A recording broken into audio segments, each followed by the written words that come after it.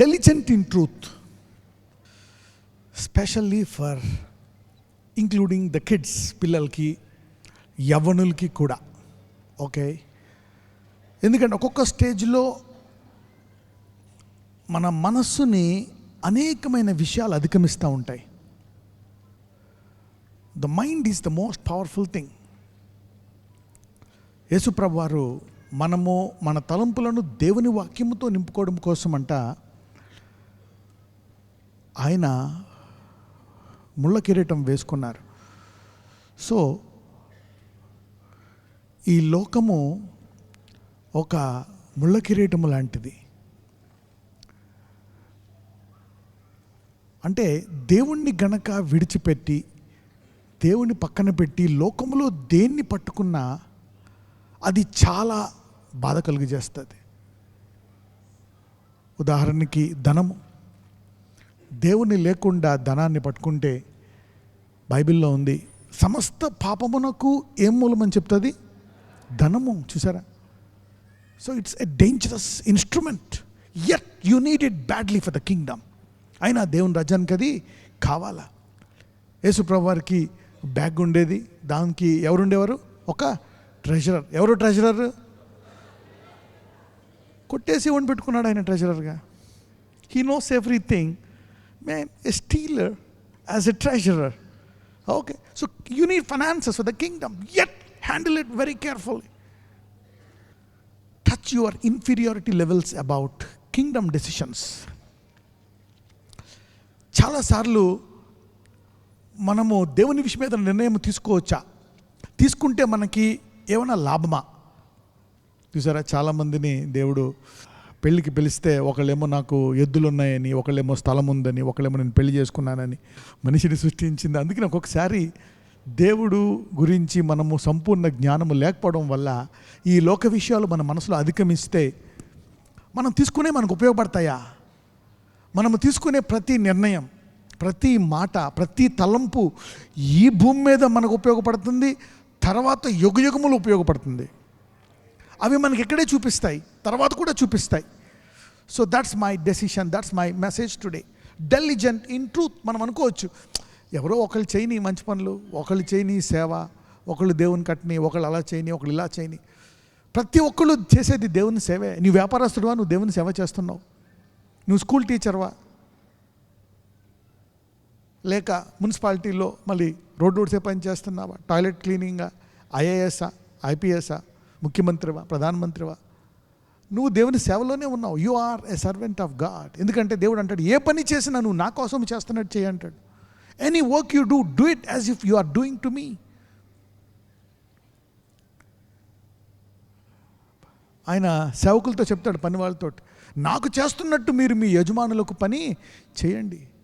వాళ్ళు చూస్తున్నప్పుడే పని చేసి తర్వాత ముఖస్తుతి కొరకు చేసి అలా చేయకపోవడం కాదు. You need to do it as if you are doing. Everybody, నేను గృహిణిని, ఇంట్లోనే ఉంటాను, లేదు, నువ్వు దేవుని సేవకురాలు. You are servant of God. అందరికీ స్వార్థ మనస్సు అనేది ఉంటుందన్నమాట. So I'll begin with this verse. ఒకవేళ డెలిజెన్సీ లేకపోతే, అరే ఈ మాట మాట్లాడేసాను, ఏం కాదులే, ఈ పని చేసేయడం కాదు, let's go this and begin here. హెబ్రూలకు రాసిన పత్రిక 12:15. Hebrews chapter 12 verse 15. మీలో ఎవడైనను దేవుని కృపను పొందకుండా తప్పిపోవునేమో అనియు, చేదైన వేరు ఏదైనాను మొలిచి కలవరపరచడం వలన అనేకులు అపవిత్రులైపోదురేమో అనియు, లుకింగ్ డెలిజెంట్లీ లెస్ట్ ఎనీ మ్యాన్ అందరూ చెప్పండి, ఏ ఒక్క మనిషి అయినా అనండి, any man, any one man. ఈ భూమి మీద 800 కోట్ల మంది ఉన్నారని అంచనా. 800 కోట్లలో ఒక్క మనిషి కూడా ఒకవేళ అతనిలో చురుకుతనము, ఆశ, దేవుని పట్ల గాఢమైన ప్రేమ గనక లేకపోతే, మీలో ఎవడైనను, ఏ ఒక్కడైనా ఈ భూలోకంలో దేవుని కృప పొందకుండా తప్పిపోవునేమో అనియు. ఒకవేళ అంటే ఏంటి? డెలిజెన్సీ అంటే డెలిజెంట్.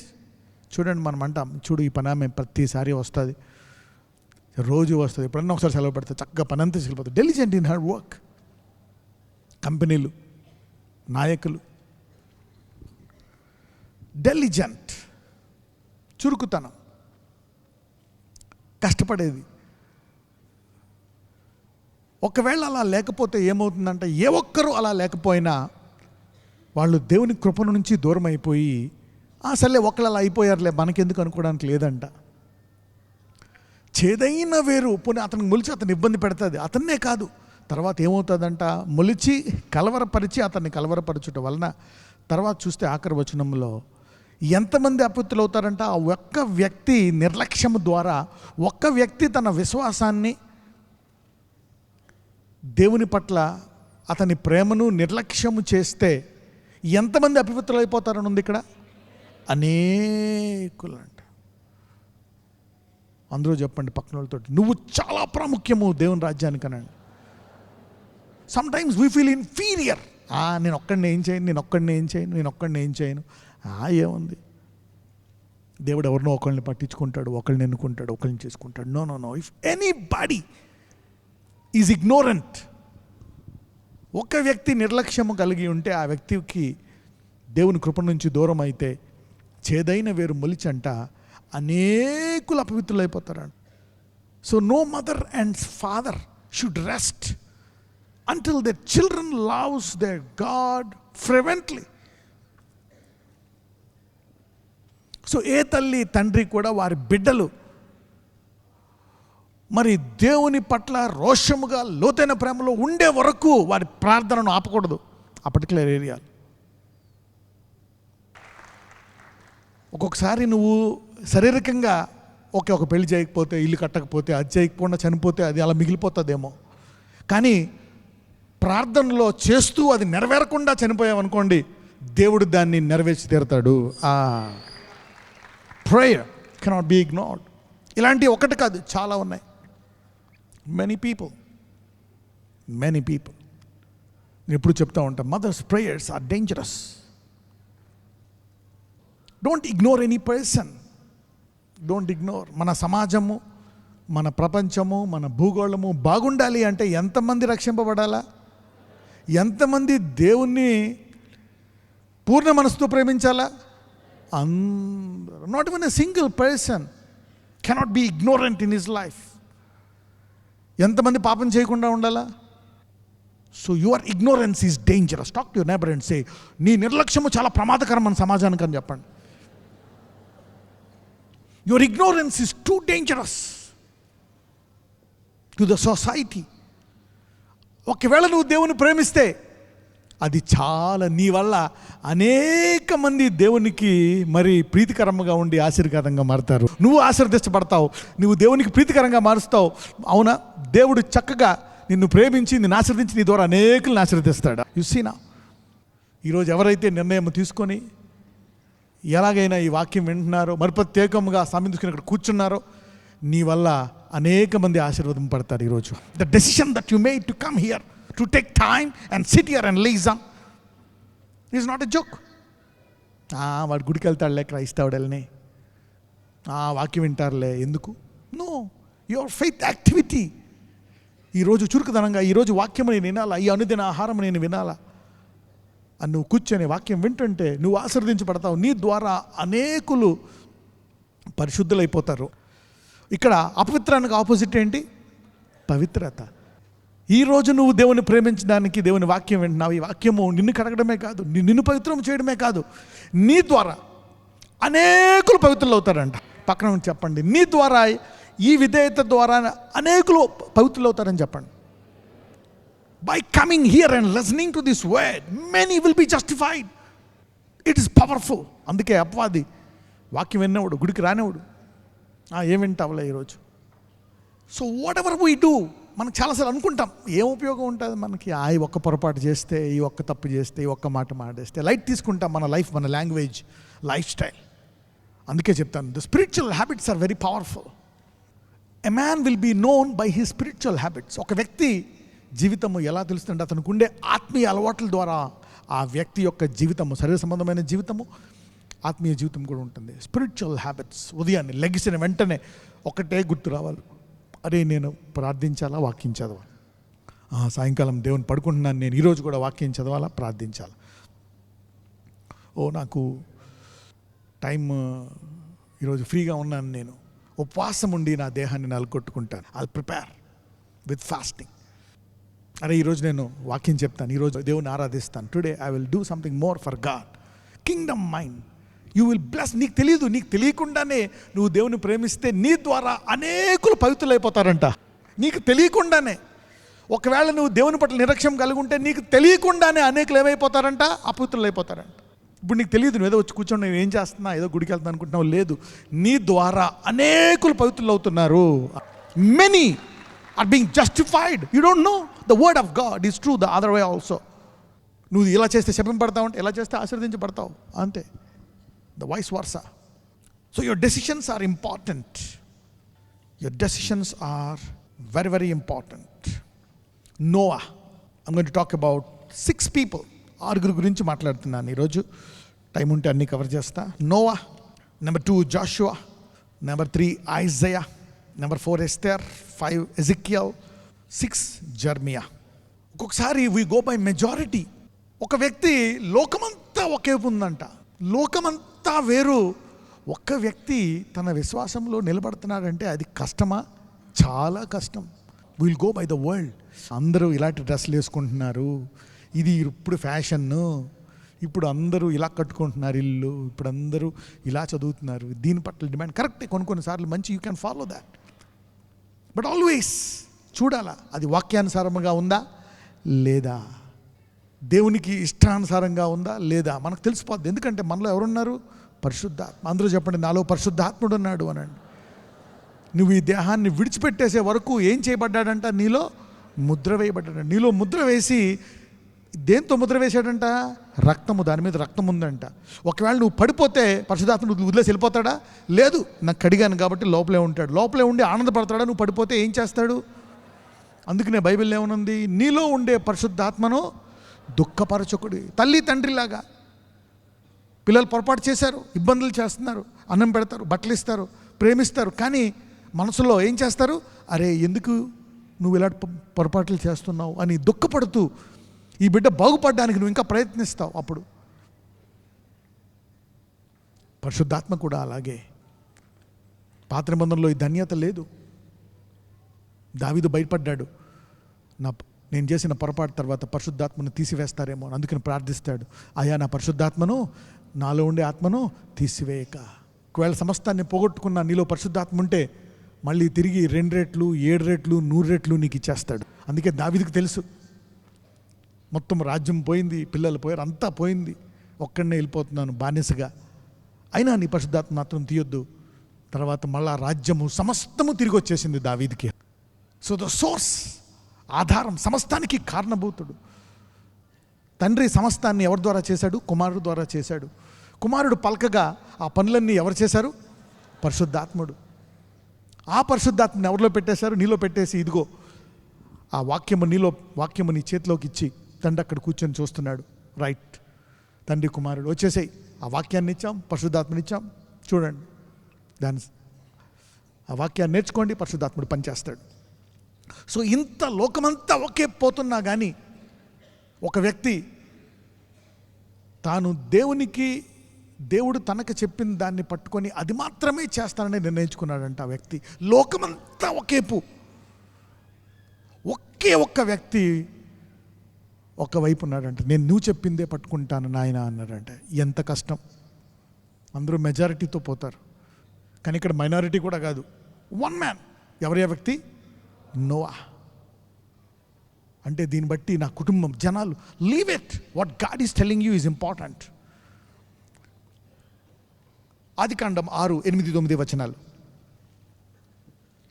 అయితే నోవహు యెహోవా దృష్టి యందు కృప పొందినవాడు ఆయను. నోవహు వంశావళి ఇదే. నోవహు నీతిపరుడును తన తరములో నిందారహితుడునై ఉండెను. నోవహు దేవునితో కూడా నడిచినవాడు. చూసారా, తన తరములో తను నిర్ణయించుకున్నాడంట, నేను దేవుడు చెప్పినట్టే చేస్తా. అలాగని నోవా పర్ఫెక్టా? కాదు, నోవా ఈజ్ నాట్ పర్ఫెక్ట్. అతనిలో కూడా కొన్ని పొరపాట్లు మనం చూస్తున్నాం. కానీ లోకము తట్టయితే పోలే.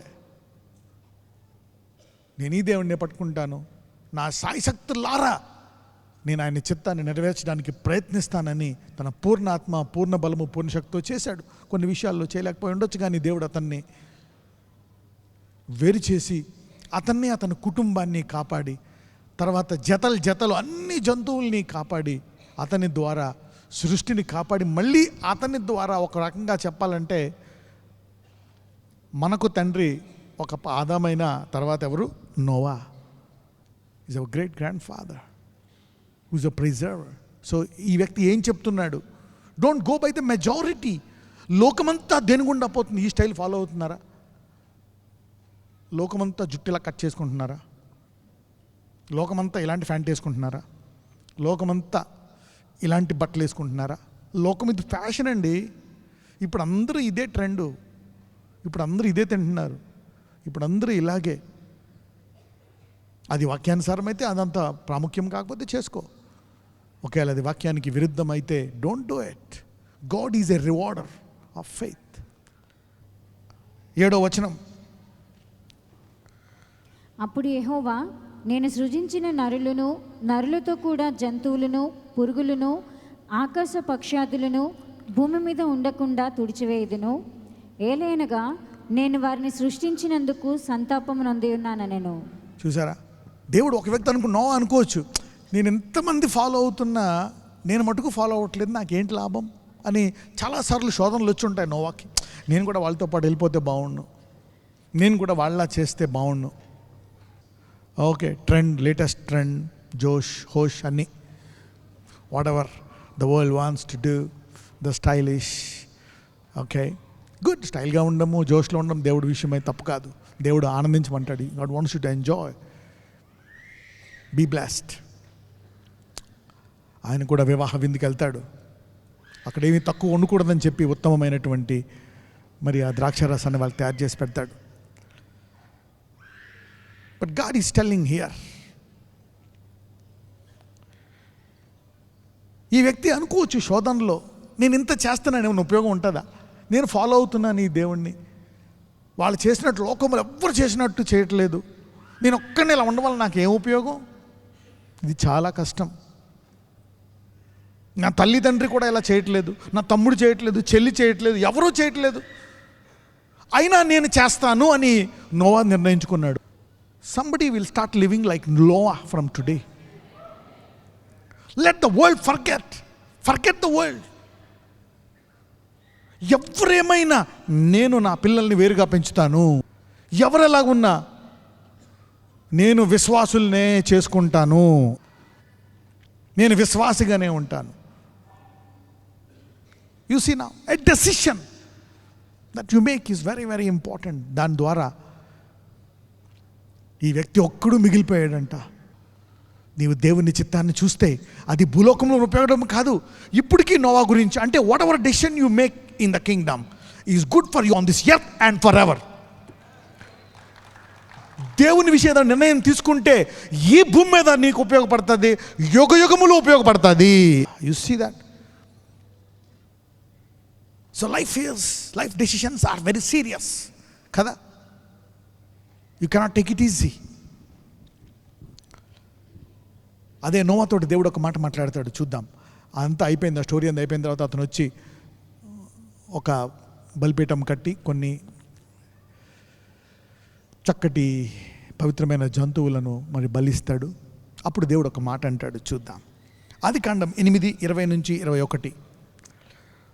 అప్పుడు నోవహు యెహోవాకు బలిపీఠం కట్టి పవిత్ర పశువులన్నిటిలోనూ పవిత్ర పక్షులన్నిటిలోనూ కొన్ని తీసుకొని ఆ పీఠము మీద దహన బలి అర్పించెను. అప్పుడు యెహోవా ఇంపైన సువాసనను ఆఘ్రానించి, ఇక మీదట నరులను బట్టి భూమిని మరలా శపించెను. ఎందుకనగా నరుల హృదయాలోచన వారి బాల్యము నుండి చెడ్డది. నేను ఇప్పుడు చేసిన ప్రకారముగా ఇకను సమస్త జీవులను సంహరింపను. రైట్, ఇక్కడ దేవుడు 2 నిర్ణయాలు తీసుకున్నాడు నోవా ద్వారా. He has taken 2 decisions. మొదటగా చూస్తే, ఇక మీదట నరులను బట్టి భూమిని మరలా, ఇది ఎక్కడ చేస్తాడు దేవుడు? ఏదైను తోటలో ఆదామును బట్టి ఎవరిని శపిస్తాడు? ఆదాము అవ్వను బట్టి ఎవరిని శపిస్తాడు? మీ మూలముగా భూమి శపించబడ్డది. మంచి మొక్కల బదులు ఏమొస్తాయంట? గుచ్చ పొదలు కూడా వస్తాయి ఇప్పుడు. Right, you will get thorns and thistles. అంటే నోవా మధ్యలో వచ్చిన వ్యక్తి ద్వారా అంతకంటా ముందు ఉండేటువంటి శాపాన్ని కూడా తీసివేస్తున్నాడు దేవుడు. అదే కాదు, ఇంకొక శాపాన్ని తీసివేస్తున్నాడు. ఏమని? ఇక నువ్వు సమస్త జీవులను సంహరింపను. I will never again kill. వరదొచ్చి ఒక దేశం కొట్టుకుపోతుందేమో, ఖండము కానీ భూమి అంతా జరగడం అనేది అసంభవం. So God is making 2 decisions. ఒకటి, ఆదాము టైంలో శపించినట్లు ఈసారి నువ్వు నా కొరకు నిలబడినందుకు అలాగ చేయను, ఇలాగ చేయను, కేవలం ఆశీర్వదిస్తానంటున్నాడు. Shifted every curse of generational curse, the first curse from the last curse. అంటే భూమి మొదలుకొని ఏ శాపం ఉంది, ఇప్పుడు దాకా ఏ శాపం వచ్చింది, ఇవన్నీ ఇక ఏమన్నాడు? రానివ్వను, ఆశీర్వాదం ఇస్తానంటున్నాడు.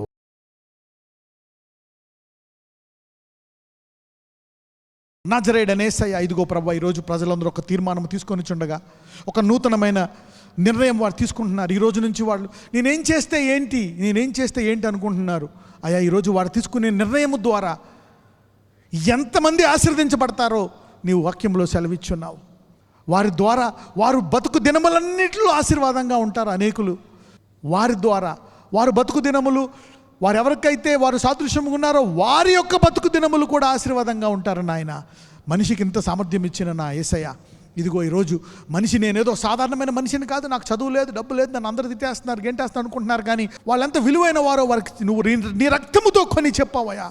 They are washed by the blood. వారి నిర్ణయాలు ఎంత ప్రాముఖ్యమైనవో ఈరోజు తెలియజెప్పావు.